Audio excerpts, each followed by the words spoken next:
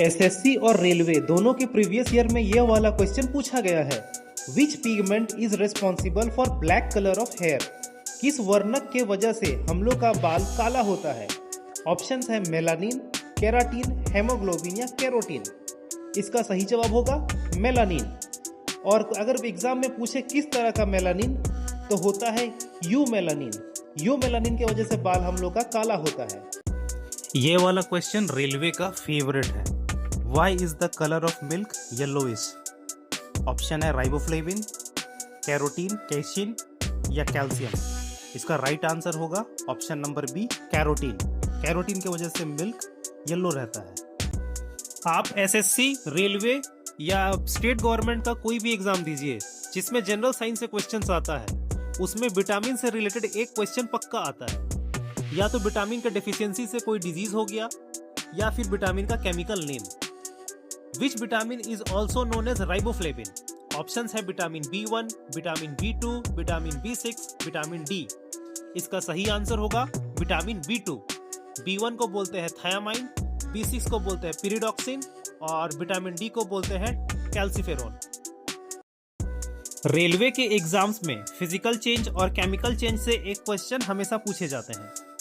तो इसमें बताइए which of the following is an example of a chemical change? इन चारों में से केमिकल चेंज कौन सा है?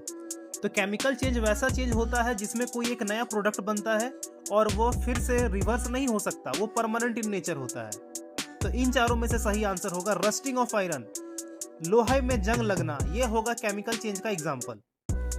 कॉन्स्टिट्यूशन का कौन सा हिस्सा किस देश से लिया गया है? इससे रिलेटेड एक क्वेश्चन हर एग्जाम में देखने को मिलता है। तो इसमें बताइए the directive principles of state policy किस देश से लिया गया है?